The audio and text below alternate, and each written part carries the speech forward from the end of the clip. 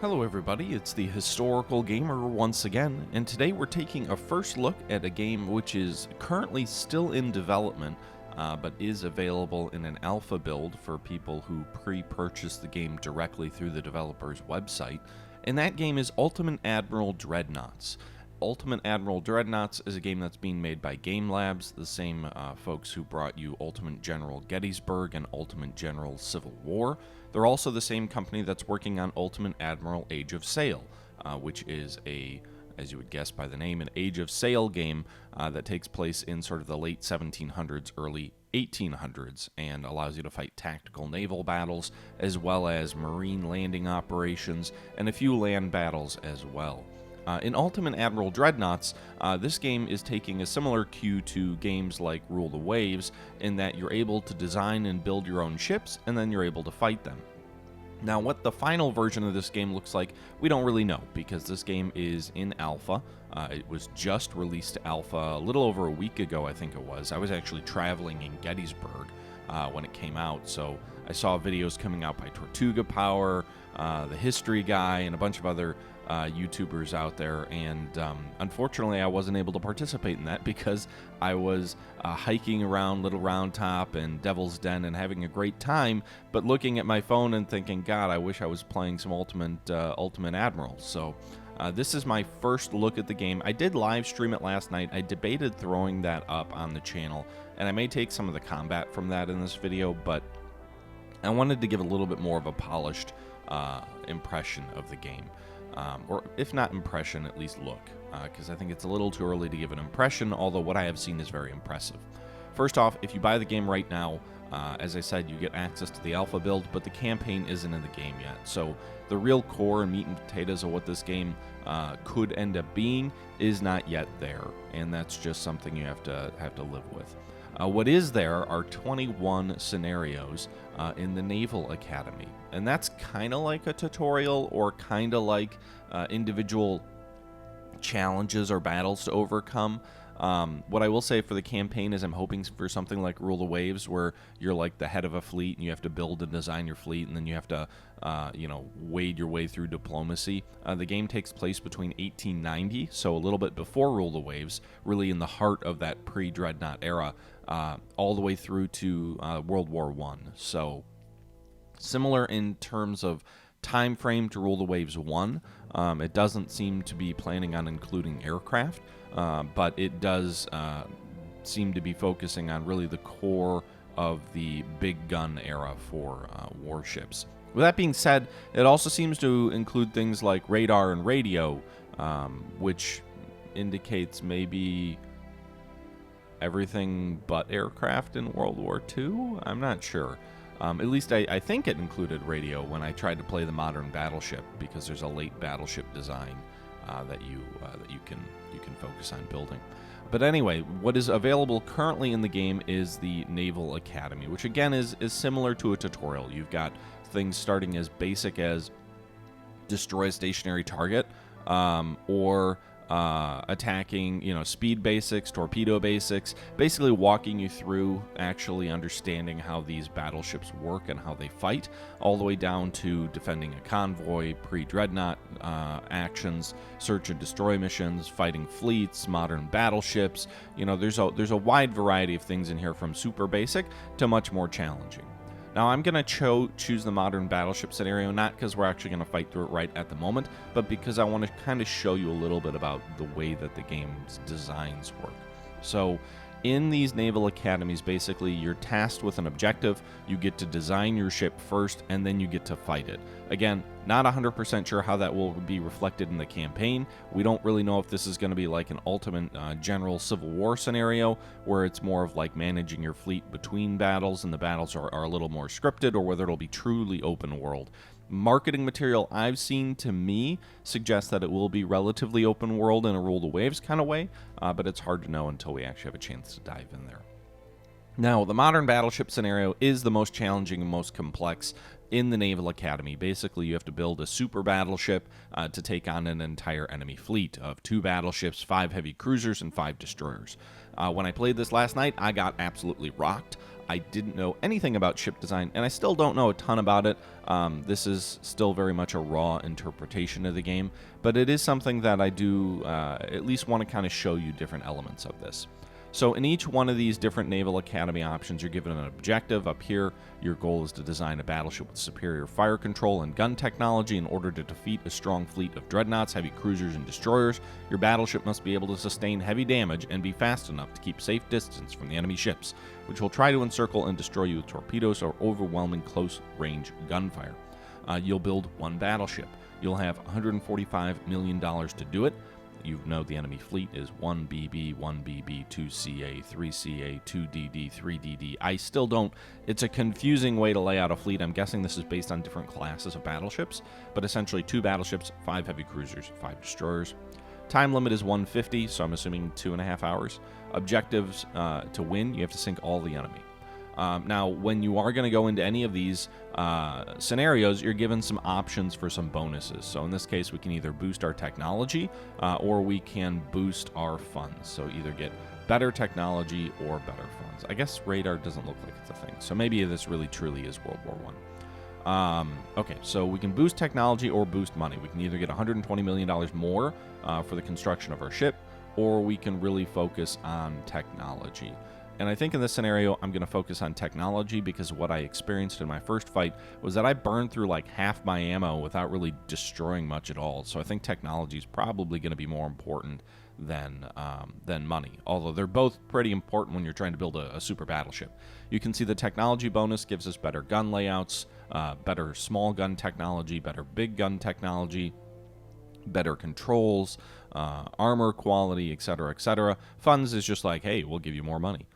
So we're going to go ahead and do that. We're going to go ahead and jump in here. And then what we're going to do is we're going to see the ship design elements in this game. So first things first, you can see here we're basically in what looks like a dry dock. You can use the WSAD keys to move around, and then you can use Q and E to kind of rotate. I don't know if there's a way to kind of change your angle, like if you wanted to look down or look more level set. I still haven't figured that out, but you can use these keys to rotate around and look at your battleship. So you can see here, here's our battleship. It looks, is this an American battleship this time? Yeah, now it's saying it's an American battleship. You can use your mouse wheel to scroll in and out. When we fought last night, it was a British battleship, so I guess it's a little bit dynamic for whatever reason, whatever. Okay, so this is our battleship. What do we need to do? We need to build the battleship. So first things first, we can set our displacement, so how heavy the ship is. We can set its speed, its range, its bulkheads. For range, we're going to set it to short, maybe even very short, because for the sake of a scenario like this, it doesn't really matter. We're probably not going to run out of fuel in a 2.5 hour fight, even if we're moving at flank speed the whole time. So we'll save a little bit of money if we set the range to low. We'll also save a bunch of tonnage. For bulkheads, we have the choice of how many subdivided categories in the ship there can be. There can be very few. There can be a lot. And one of the cool things is with the tooltips in this game is it gives you a good sense of what the actual important information is in this category. So, for example, when we hover over range, it says here's the operational range. Here's how technology impacts that. Here is the impact of having a short-range ship. In a single scenario like this, probably doesn't matter. In a campaign where you're sailing across the world, probably matters. When you hover over bulkheads, it's going to tell you your bulkheads are reinforced walls that divide the hull's interior into multiple rooms. The number of bulkheads directly affects the ship's survivability. When a hull is subdivided in many sections, flooding or fire damage is more easily controlled, while ship's citadel is far more protected against shells that penetrate the hull. The citadel encloses the machinery and magazine spaces, thus engine damage and ammo detonation become less likely when bulkhead division is dense and well armored. So essentially, the more bulkheads you have, the less damage an individual hit can do, but the more bulkheads you have, the more weight you have to spend, because obviously you need to put armor or at least steel walls between the different components of the ship, so that's a thing. We're going to set bulkhead to maximum. Based on my experience last night, we're going up against an enemy fleet with overwhelming firepower. You're going to get hit by a lot of shells no matter what you do, so better to set it to maximum. Speed is important. You need to be able to get away from enemy ships. You need to be able to evade enemy torpedoes. You don't want to be overwhelmed. The most you can do, it looks like here, is 33 knots. I'm going to set it to 32. It seemed like a good balance last night to stay out of range of enemy battleships, although the destroyers are obviously much faster, and that's really what killed me last night with their torpedoes. I think we'll set the displacement to 82,000 tons, just to give us a little bit of extra weight to play with, but that may change based on the different things that we do for this ship. Okay, so once you get the characteristics of your ship, sort of the very high-level stuff, how big is it, how far can it go, how fast can it go, bulkhead strategy. The next thing down the list here on the left is components, and just so you kind of get a heads up here, up top there is an option to auto-design. We're not going to do that, but we could auto-design. There's also, I think, an option to like delete or restart. We're not going to do that. Obviously, you can exit or you can launch your ship. Right now, our ship is invalid because all it is an empty hull, basically, right now. On the right-hand side, you get an overview of your ship. So you get the name of the ship, you get the battleship design, you get the displacement. Currently, it looks like we're using 59,000 out of a total of 82,000 tons. You get the cost, the build time, the maintenance cost, top speed, engine, armor, crew, bulkheads. Build time, obviously, so this does probably give us a little bit of insight into the actual campaign that will be coming. Presumably build time, if that's how long it takes to build the ship, then your grand strategy for the game matters. So it does sound like a little bit more rule the waves. Same for maintenance. Maintenance costs wouldn't matter in most cases if you didn't have some sort of grand strategy. You've got an overview of your horsepower for your ship, top speed, armor, crew, bulkheads, etc. No armament yet, but that it'll give you an overview of that. Meanwhile, on the right side, it gives you a little bit more info about the ship. So right now, its displacement's 82,000 tons. Its weight is 59,000. So how much of its displacement is being used? Its resistance basically is telling you how resistant is the hull to damage received from shell or torpedo. So how much damage are those going to do? The higher the number, the better. The same for the hull form. It impacts things like acceleration, turning, etc. Stability is how stable a gun platform it is. Floatability is how likely it is to sink. Maneuverability includes things like your engines, your top speed, how long it takes to change course. So all of these details are really well and clearly laid out in this right side of the ship details. Radar apparently will be a thing, so if radar does become a thing, as I actually mentioned earlier, then that makes me believe that it is more World War II in terms of the design of the ship, although there is no intention to include aircraft based on anything I've seen. So if that's true, it may be kind of an alternate world a little bit if you have radar but no aircraft. Weapons accuracy, there's different penalties that you get based on sea states, so you get a reduction in your accuracy based on weather, daytime, waves, winds, etc. So the design's penalties based on that. Aiming speed, basic accuracy modifier, info about the armored belt down here, damage control info down here, and then you get breakout of costs. So how much are you spending on your hull, your engine, your bulkheads, your armor deck, your armor belt, your fuel, all of these different things here. Additionally, there are stats you can scroll down on the right. It gives you just sort of generic stats about visibility, how far can they see you, information about various requirements. We have no guns, funnel, secondary towers, or main towers, so obviously that's all red. Ship can't be completed till that's all done. A little bit more info about the hull, the towers, the engine, all of this kind of info on the right, and you can just scroll up and down to get info about it. On the left side is where you actually go in and you design and you pick your components. So I guess this is turning a little bit more into a ship design video than a pure combat video, but in any event. On the left side, you've got your various components. So we've already picked its characteristics, its size, its speed, its range, its bulkheads. Now we need to pick what's inside it. Now, in the actual game, we're probably not super often going to be able to just be like, hey, I want to pick any of these ship designs, right? Like if you're building a ship in 1895, then you might only have triple expansion engines, which are a more basic version of a steam engine. It was pretty advanced for the time, actually. So there's a basic steam engine, which is some of the early concept of steam engines in the earlier 1800s. And then there is a later version of that, a triple expansion steam engine, which is coming on around the 1890s. As that gets advanced, you can have multiple expansion steam engines. You can develop turbines in the early 1900s, presumably. You can have geared steam turbines, which are even a little bit later. And then eventually you can get all the way to diesel engine 2, which is probably more similar to what the ships were using in World War II. For an advanced battleship, I think a very efficient engine, lower cost, a more expensive engine, but has large savings in weight, fuel stowage, lower chance of damage to the engine, better ship repairs, more horsepower per engine ton. We're going to go with the most advanced diesel engine. But you can see the wide variety of options here to putting your engines in. Meanwhile, you can choose the fuel oil. We can use coal, semi-oil, or we can use oil. Obviously, earlier ships use coal, later ships use oil. We're using oil because we're using diesel engines. For our boilers, we can use natural boilers that are of a simple technology and don't use any mechanical ways to exhaust fuel gases. We can use induced oil, forced oil, or balanced draft boilers. A new technology allows the induced draft system to operate together with the forced draft fans, maintaining the furnace pressure in balanced levels. The funnel capacity is not maximized, but overall the system is more efficient in weight consuming. So it is heavier for weight. Fuel funnel costs go up. Boiler weight goes up, and engine cost goes up. But if you compare it to like the different breakdown, again, I love how when you hover over this, it gives you all the trade-offs here. So forced gives you better funnel capacity, which I don't fully understand. It's not as heavy, well, actually, but the funnel weight is heavier.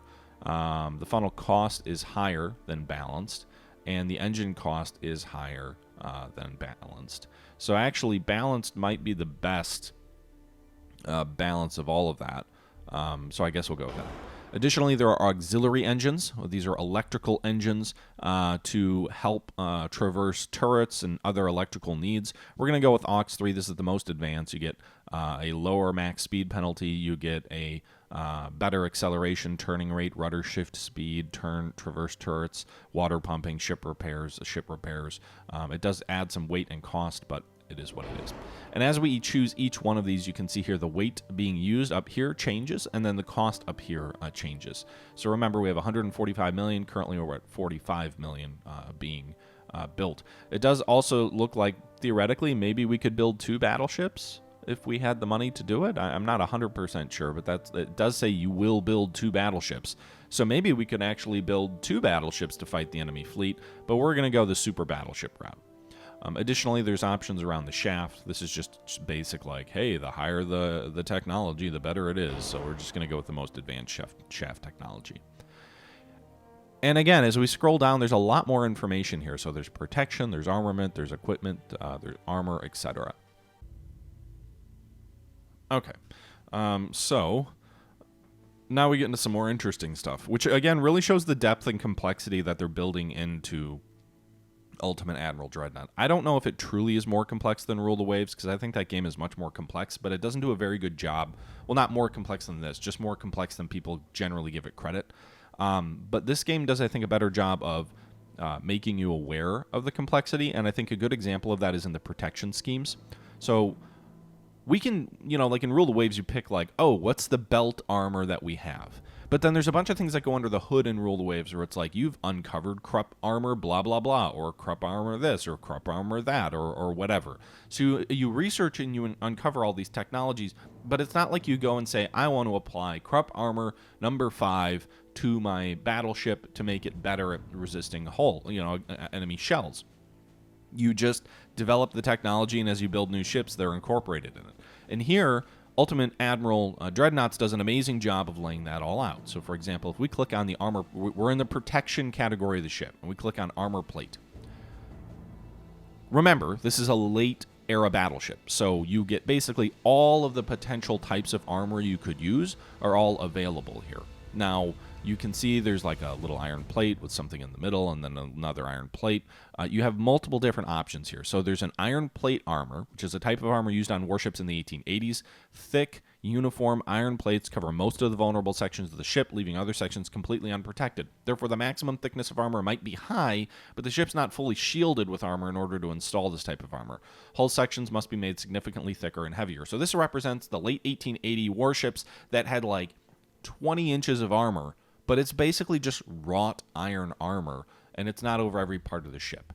It adds a ton of weight in terms of the hull, but the armor weight can be less because it's not as effectively shielded. It's almost like a narrow belt.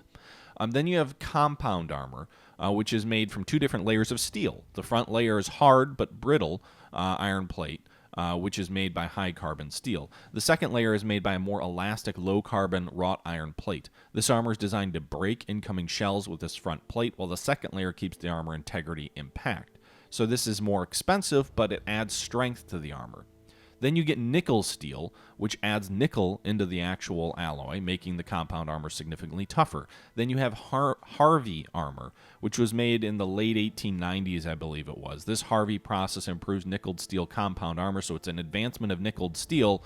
It's called face hardening, which makes it more effective in breaking up the incoming shell. Again, lowers armor weight, increases armor cost, increases armor strength. Then you get into kind of the cool things that Krupp started working on in the early 1900s. You get the Krupp process, which adds chromium alloy to give you a more effective armor. Then you get the Krupp cementing, the cemented Krupp armor, which I think was like 1907. In the Dreadnoughts. It adds massive weight savings. It also adds a ton of cost and a ton of armored strength. There's some theories out there that if you didn't have the Krupp processes that were developed, you never would have had Dreadnoughts, because you never would have had armor that was both thick enough but also light enough to be outfitted on an all-big gun battleship the sizes that we saw historically.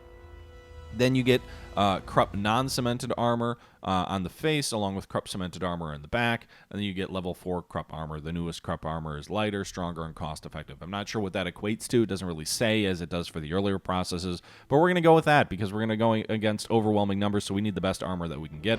And you can see here our weight surprisingly went way down. I'm guessing that's because we shifted 11 inches away from heavy iron, to Krupp. Additionally, here you get the barbette, so the thickness of the various barbettes, basically the thing below the superimposed turret. We're going to go with the most advanced version of that, because even though it's going to be more expensive and add more weight, it is going to lower the chance that the ship blows up.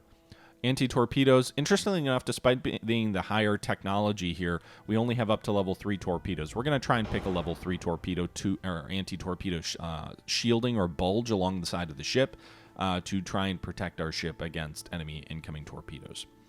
We're going to go with a triple hull bottom to be more effective against torpedoes, I guess, because we know we're going to be going against enemy destroyers. Our bulkheads are going to go reinforced level 2. Again, just more technology. Anti-flood technology is going to be up here, more advanced pumps and stuff. Citadel level 5, also to improve the overall effectiveness of the ship. So I jumped through some of these, but basically you're getting a sense for how detailed the design of the ship can be. You can even go into armor, like picking your armament. So light shells, standard shells, heavy shells, super heavy shells. Again, that impacts the detonation characteristics of the shell. It impacts the range of the shell, the penetration of the shell, the HE damage of the shell, all of these different things. So we're going to go with super heavy. We're going to go with increased shell rounds, some more ammo. We're going to go with reduced torpedoes, because we're not going to use any torpedoes. And look at the gunpowder options. You've got black powder, gun cotton, balsite, lyddite, lyddite 2, white powder, cordite, cordite 2, tube powder, TNT, high TNT. You can go with all of these different technologies can be researched. And again, you get to pick when you design your ship when you want it to be, what you want it to have. I hope you can overhaul ships as you've been kind of using them for a longer period of time. But those are all things you can pick when you design your ship. You can go with hydraulic turrets, advanced hydraulic, electrical, electro-hydro. We have the level 3 auxiliary engine, so we're going to go with electro-hydro. Standard reloading, enhanced reloading. So this enhanced is probably like what the Iowa had, where there's hydraulic machinery that aids gun loading procedures, but it's not fully automatic. It's not a fully automated mechanical system. I guess we can go with automatic. It increases the speed pretty considerably, but it reduces gun range, reduces base gun accuracy, adds a lot of weight. We'll see what we want to do with that, but I guess we'll go with auto loading. I've never been a fan of auto loading, actually, but I don't know. For me, there's something sexy about a tanker slamming a shell home into the actual breach themselves, closing it and lighting it up, and then for battleships, all the video footage you see of the Iowas with the little track coming down, and then the machine pushing in the round, and the man pulling over the thing that drops in the cordite charges, and those getting rammed in. There's something cool about seeing that. If you automate that fully, you just don't see any of that. So that's just my own personal preference, I guess. For range finding, a whole bunch of different range finding options. We're obviously going to go with the most advanced, the stereoscopic rangefinder of greater length, bigger lenses, more efficient. It is heavier and more expensive, but again, we need to keep the enemy away. Radio, I guess the radio Direction Finder is a device that not only increases radio range, but can be used to find direction or bearing of a radio source. With the aid of specialized personnel, this device can be used to intercept radio signals and receive frequent reports of enemy whereabouts, I guess. That may be an unnecessary cost. We're also going to go with level 2 radar, which improves range finding and gun aiming and gun accuracy, so we'll do that. Okay. Now we got actually, we haven't done any of the actual building of the ship yet. It's still just a blank hull. And based on the timing here, guys, it does look like we'll probably need to break this into 2 episodes, one focusing on the ship design, the other focusing on the actual combat in the game. So as we continue scrolling down here, the next thing down here is armor, where we set the armor belt thickness, the deck armor, so the stuff on the surface of the deck to prevent plunging fire from causing internal damage to the ship.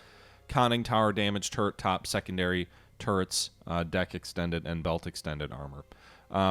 Before we get into the actual armor configuration, though, what I'm going to do here is I'm going to go ahead and look at the stuff on the bottom, because right now we still have an empty hull, right? We've added all these different fancy little technologies that we have in the ship, but we haven't actually touched the what the ship... Right now, it's just going to sit there and take punishment. It can't really do anything else. So first off, I guess there's a hull form option here. The only option is Modern Battleship 1. My assumption is that there will be many other options here based on the year that you're developing this, etc. But this is basically the Modern Battleship 1 and allows a displacement of 66 to 92,000 tons and a crew of about 1,000. Gives you some basic stats and other things like that. I'm assuming there's a pre-Dreadnought form, a late pre-Dreadnought form, an early Dreadnought form, those different things. But this is Modern Battleship Hull Form 1, and that's what you see in front of you. After you do that, you need to have a tower. The tower on the ship is basically the bridge, the conning tower, all of that. It lets, you know, where are the commanders, where are the rangefinders, where is the radar, all these other things located. It's going to be on the tower. So we need to put 2 towers, actually. There's a forward and a secondary tower. The forward tower we're going to put, we'll try and put in the middle of the ship here. You can see, if we move it all the way up front, you can see the front of the ship is actually a little bit overweight. You get this little stat up here that says 4 weight offset. I'm assuming if there's no weight offset, then you have a more balanced ship. So we're going to do that. We're going to go ahead and set this kind of in the middle of the ship. You can place it anywhere where there's these little orange dots that you kind of see here on the ship. And we're going to put it on the second to back. There's no 4 weight offset. So the tower is here. Now we're going to go ahead and put the rear tower. It's a supporting item that is necessary in ships, but yeah, that's about all I know about it. So there is a rear tower as well. We're going to put that all the way in the back, actually, I think, or almost all the way. We could put it here. I don't know, so I'm kind of torn on this because apparently the rear tower can be obstructed by smoke unless it's tall enough. And I don't know if it would be better to put the funnel between the 2 towers, or put the 2 towers next to each other and then put the funnel behind it. I'm not sure which would be better. But we could basically like put it hugging right up to that, or we could put it a little bit further back. If we put it further back, obviously there's weight issues. What about the funnel? The mega funnel can go on top of the tower, actually, or it can kind of just go directly out of the ship. I like the idea of putting it on the tower, but obviously then that is definitely going to obstruct the rear. So what is the secondary? The secondary tower is needed in most ship types and is an additional supportive element of the main tower. Usually the secondary towers suffer more from funnel smoke obstruction unless they are tall enough. I guess I'd rather have the smoke be on the deck, right? I'd rather have the smoke be low. So we'll do that. We'll set the smoke on the deck and low. So we'll do that. Then our secondary tower can go here. And maybe the tower's tall enough to look over the funnel. I'm not really sure. But that's the way. That's a weird looking design. Maybe we shouldn't do that. I don't know. We'll go with the barbettes here. We're going to put a superimposed barbette here in the front. And we're going to put a superimposed barbette in the rear. We can't. The tower's in the way. So we're actually going to move this on top, I guess, to free up a little weight. We have to go ahead and put the huge superimposed barbette here in the back. And this is what the superimposed turrets sit on top of. So yeah, I'm not 100% sure what the better location for the funnel is. I guess putting it on top of the tower. I'm hoping the smoke will go over the secondary tower, but I can't really. It's going to be pretty close.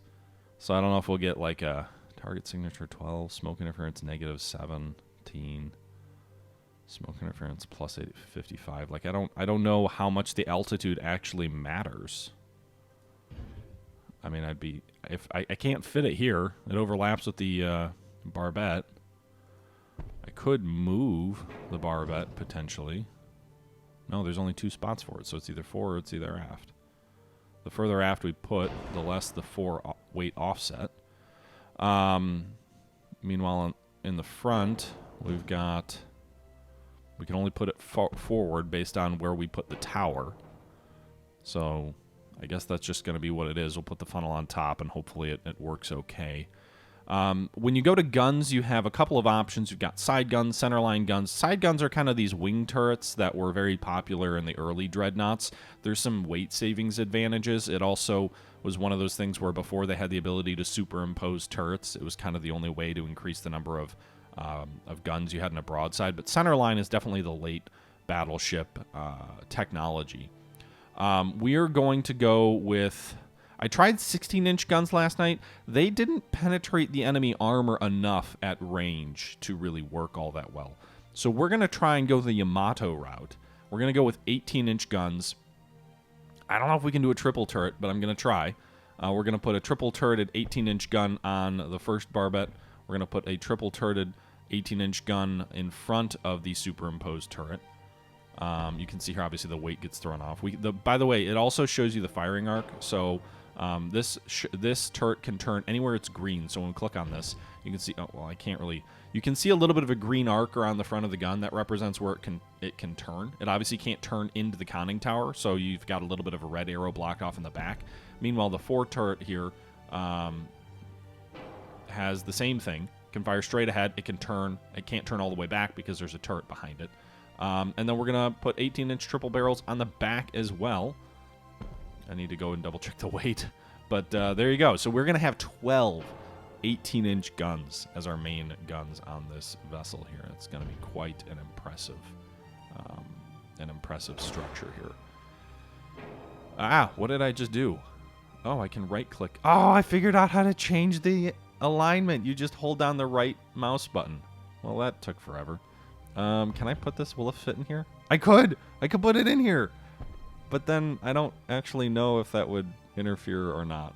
Like, the smoke would be coming out right into the faces of the turret back there. So I think we'll keep it on top of the conning tower. Wait, we have 2. No, I don't want 2 funnels. I guess we could go with 2 funnels. But I don't want 2 funnels. If I don't need 2 funnels. What am I doing? Weight-wise, we are overweight. We're overweight. Ship is overweight. Oh. The 18-inch guns are too heavy? My armor's not even that thick. It's only 11 inches.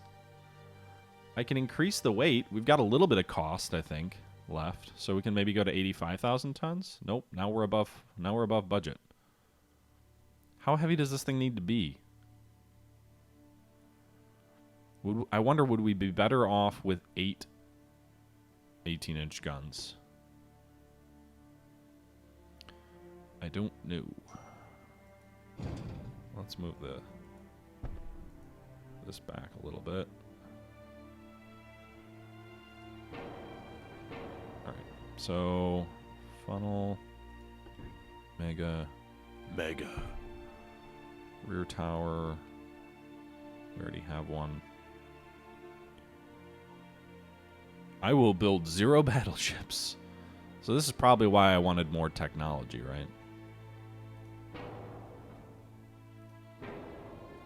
What am I doing? I'm just randomly clicking on places. Okay, so superimposed turret, front, main gun, center line, 18-inch triple barrel on the ground there, on the turret there. Okay. So maybe what we do... I keep removing stuff without intending to.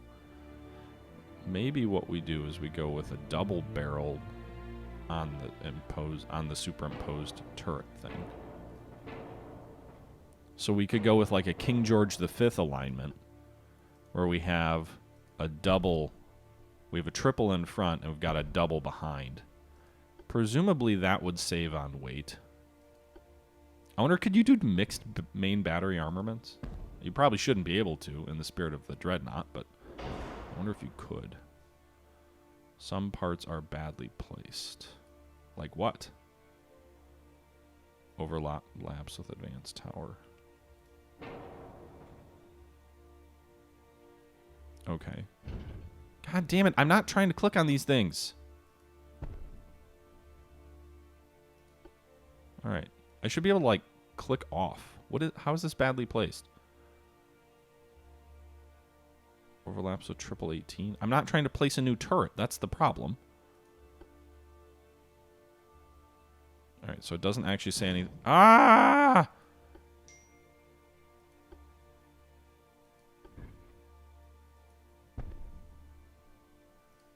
Okay. Unclick. Like, is there... Whatever. So it's not actually badly placed. It's just assuming it's badly placed if I do any of this. But I'm not going to do that. Okay. So secondary guns now, I guess. At this point, we have a little bit of cost to spare. We've got 10 18-inch guns, fore and aft.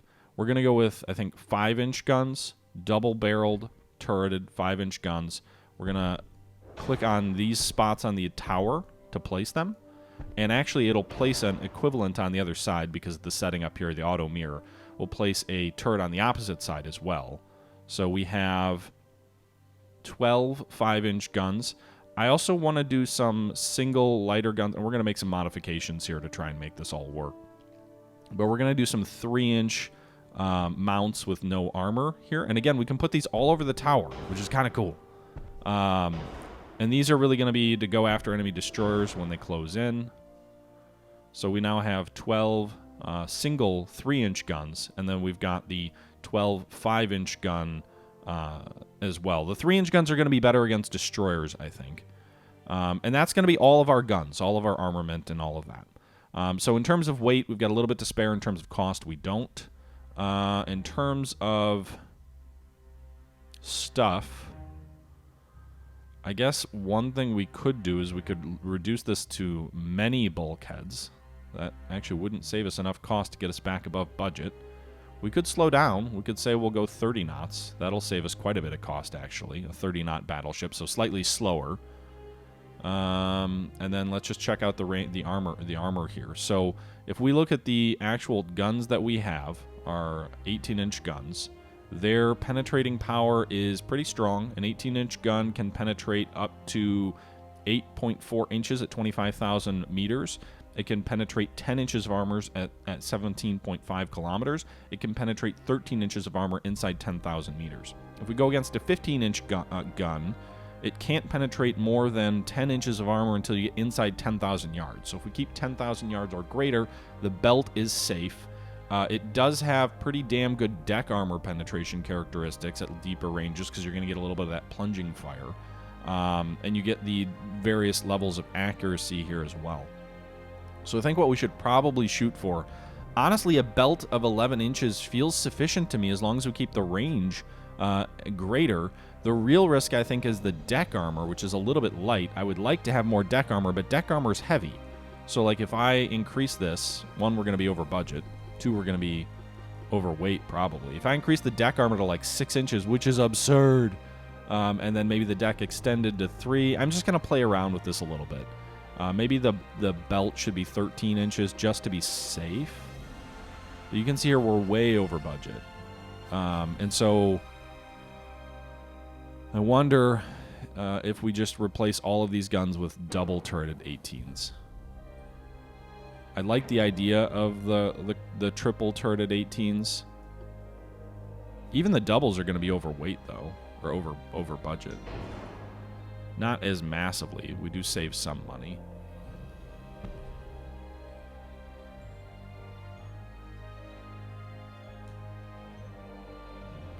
So The aft part of the ship is also too heavy, interestingly. So if we move this back a little bit.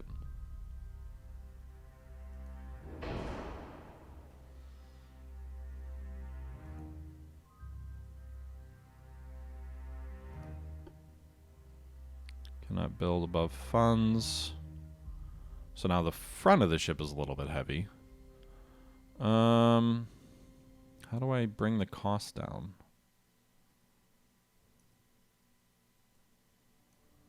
I don't know what to do here. Anti-torpedo, we could cut it to 2. That would save 1% on cost. We could go with double hold bottom. We're really taking risk to hope we don't get hit by a ton of torpedoes.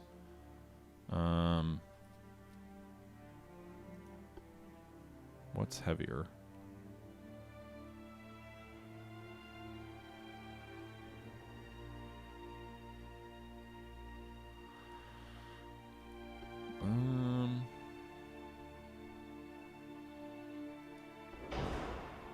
So I can use more weight if I go with more basic engines.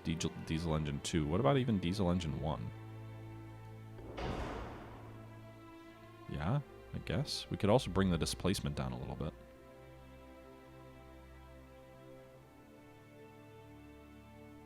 So if we bring the displacement down, we can actually get the cost under control. Well, we had a bunch of wasted displacement, basically. So you can see, as we shrink the displacement, by the way, some of these things pivot. You can see the towers get a little bit more condensed, which means a hit has a greater likelihood, I guess, to knock out a turret. But in any event, we lowered that. I think for the turrets, I want a lot of armor, or as much as I can afford. So the turrets, we're going to go with maybe 16 inches of turret armor. Again, that might be overkill, but I want to keep the things firing. Secondaries are fine at 6. Turret top, we probably want to equal the deck at 6 if we can. Again, you can see we're rapidly going close to over budget. The conning tower needs to be super heavy. That needs to keep firing. Well, again, we'll make adjustments here based off of whatever. We're about to be overweight, too. All right, so we got 13 inches on the belt, which I think is sufficient, right? Like, if we look at the actual guns here, and we look at the penetrating powers here, an 18-inch gun doesn't penetrate 13 inches of deck armor until you get inside 7.5 kilometers. And that's assuming it's against another 18-inch gun. If it's against a 15-inch gun, which is probably much more likely, then it doesn't get penetrated until inside 5,000 yards. So I think that's relatively safe. The deck armor should stop pretty much any plunging fire of any shell size outside of like 17-inch shells. Actually, 16-inch shells would still penetrate it too. But that's my thought here, is there will be a closer range, a flatter trajectory shell. Our belt armor should be sufficient.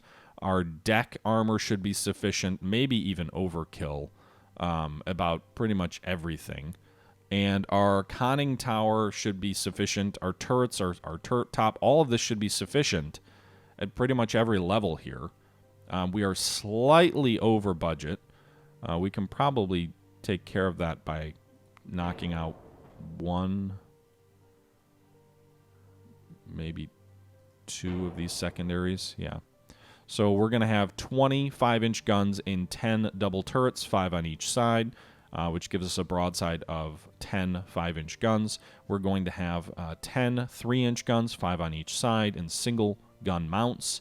We're going to have 8 18-inch guns in the turrets. We're going to have 13 inches of belt armor, which feels light for the size of ship this is. We're going to have 6 inches of deck armor, which seems absurdly high.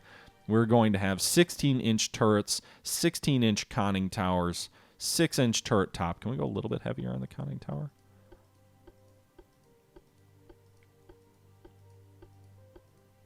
We can. Probably go up to 18. 18 inches on the conning tower.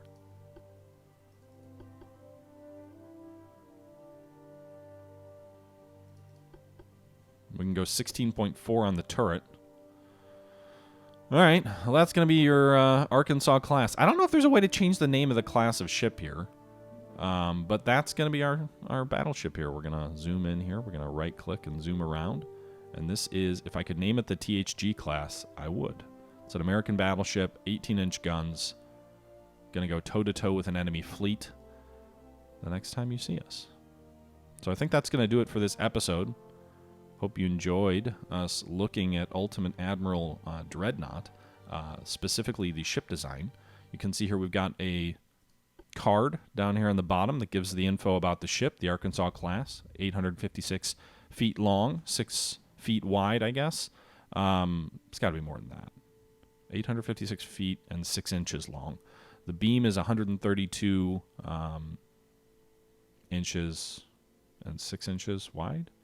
132 feet wide, I guess. Draft 54 and 6. Displacement 79,759 tons. Full load 79,800. Not a lot of weight to spare. Main battery 4 times 2, so 8 18-inch guns. Belt is 13 inches. Propulsion 156 horsepower. 156,000 horsepower. Design speed 30 knots. And that is the ship, folks, that we are going to do battle against an enemy fleet against next time.